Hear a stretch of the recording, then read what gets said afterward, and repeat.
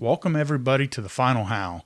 And on this hunt, I'd like to talk a little bit about how call volume, using the wind, and then terrain features such as ditches, like in this case, by using all of those correctly, everything comes into play to where we were able to get a triple. How the terrain is laid out here is we sit up on a little bit of a hill with just a solo grain bin, and we're overlooking this big flooded CRP. And there's a ditch that runs through the middle of it about 120 yards in front of us. Now there's a land bridge for that ditch straight in front of us. And as you can tell here, all three of these coyotes will work down along the edge of that ditch, kind of get down in it a little bit, but they always come to that bridge. And out of the hundreds of coyotes we've killed in this particular area over the course of 5-6 years, I'd say every one of them, maybe one or two haven't, but pretty much every coyote comes straight to that bridge and comes across. Now, as you can tell in the beginning of the video, there was already a coyote bedded down out there in the CRP and we got set up. So we went ahead, slipped out about 35 to 40 yards off to our left, upwind a little bit, and got the call set, slipped back up to the grain bin, and then started off the call with some real light lip squeaks. And I just slowly bump up the call volume until I seen that coyote pick its head up. Then I left it there. And then once that coyote got up, got stretched out, and started to commit and coming in, I just started slowly bumping that call volume down as that coyote was working in. Because as you can tell, he just got up. He wasn't real energetic yet. He was just seeing what that was about. So I didn't want to be too loud and really freak him out. Right at 100 right now. It's right at about 100 right now.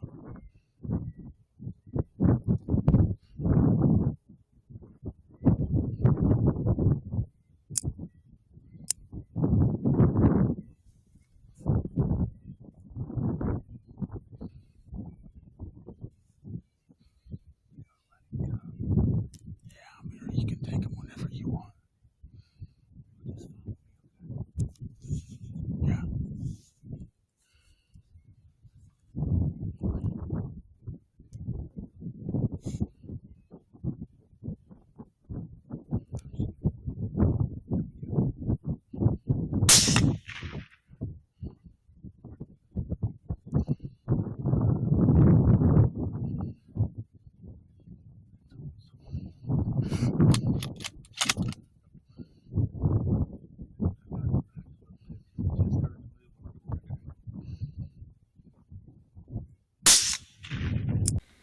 Now, after we get that coyote down, you can hear Bill tell me to keep calling. He believes he sees a couple more off into the distance. Keep calling them.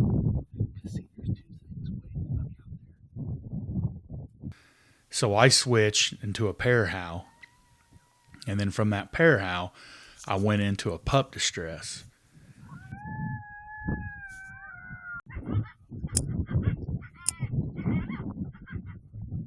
And if you pay attention, these deer that are out and scattered throughout this CRP, they kind of give away this coyote's location.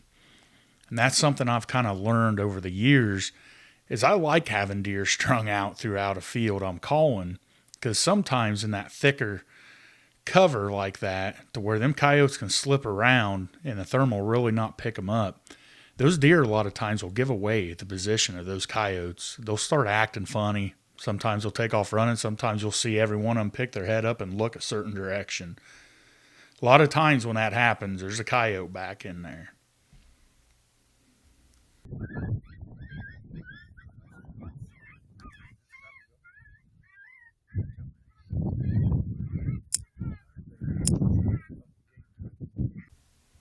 Now these coyotes are about 700-800 yards out.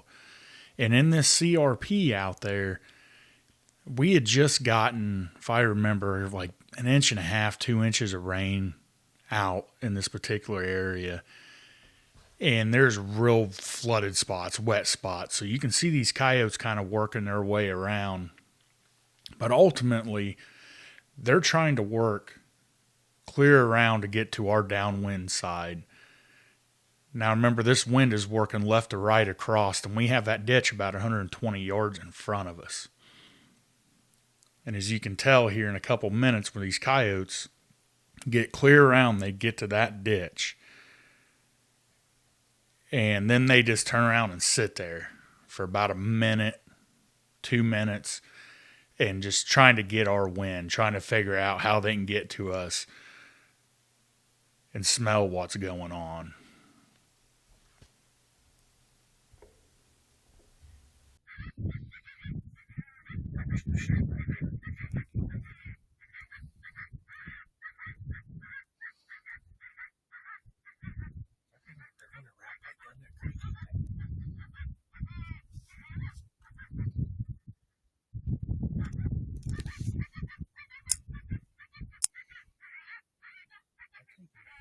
After a couple minutes, these coyotes decided they'd go ahead and break free and start working in. Now, they're doing a very similar thing to that first coyote. If you notice what I was saying earlier about how this structure, all these coyotes tend to do the same thing. They work this ditch, and then there's that land bridge out in front of us, and they work down that ditch, come to that bridge, and then that one comes across.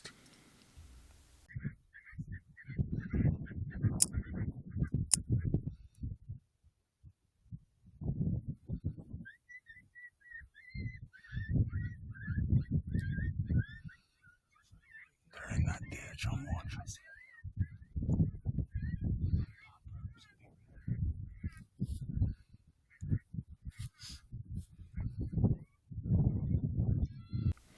Now, when these coyotes are coming in, I'm also turning down the volume on this call.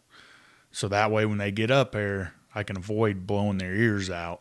You can see the first coyote laying there that we had gotten 10 minutes before.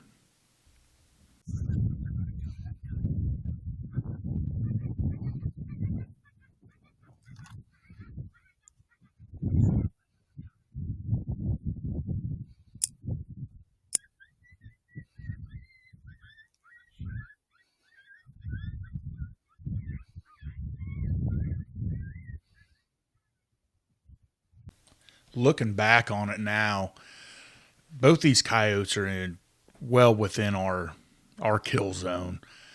Part of me thinks that maybe I should have went ahead and just shut the call off because they're really not interested too much. That one in the back that Bill shoots, it really thinks something, it knows something's up. And that front one's starts to get pretty leery. So looking back, I probably should have went ahead and just muted the call and just let them kind of play it out, let them come on in and investigate what was just going on.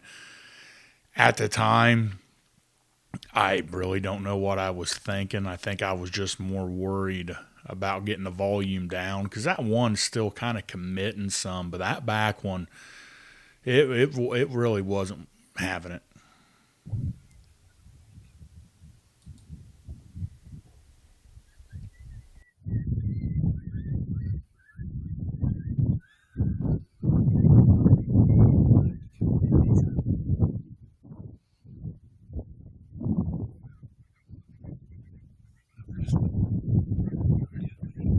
This is still just standing out there.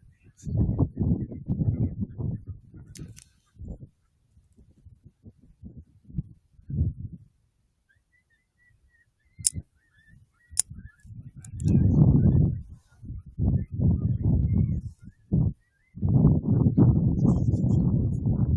ready? Woo!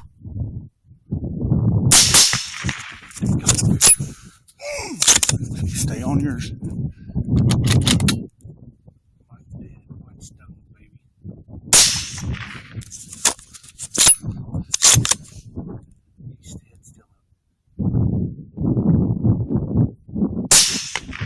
This video is just a good example on how we like to set up. We like to set up on a good crosswind, or maybe even favored towards them a little bit, a wind more hitting you over your shoulder, but using some kind of structure, whether it be a ditch, a fence row, something to where those coyotes have to work around, but yet they feel comfortable because they have the wind. But really, they don't, because they're coming to the call. Always remember, that coyote is going to the call. So set yourself up to where that coyote's got the wind for the call, but you're in the clear. Whatever app it is you choose to use, that's a big tool. With all the different kind of mapping, you can see exactly which way your wind is blowing and how you need to set that call in adjacence to where you are at. And it helps the success of a stand tremendously. Knowing that just because there's a coyote out there and you call one in, as long as you're not blaring that call and you just take it easy, bring that one coyote in, you can still call in another coyote on that stand. So I just want to thank everybody for taking the time and watching and listening to this video. And if you have a chance, check out our podcast. It's The Final How Podcast. You can find us on Spotify, Apple Podcast, and here on YouTube. If you would, give us a like, a subscribe, follow. You can find us on Instagram at The Final How Podcast. We have a private Facebook group. You can come over, join, get in the Facebook group. And that's just a place where a lot of like-minded individuals can get together. You can ask questions. You can ask for help. Nobody's going to beat you up in there. If they do, we're booting their asses out and they're not coming back. This is just a place for everybody to learn and come together. Again, thank you for watching. Have a great day. Go shoot straight.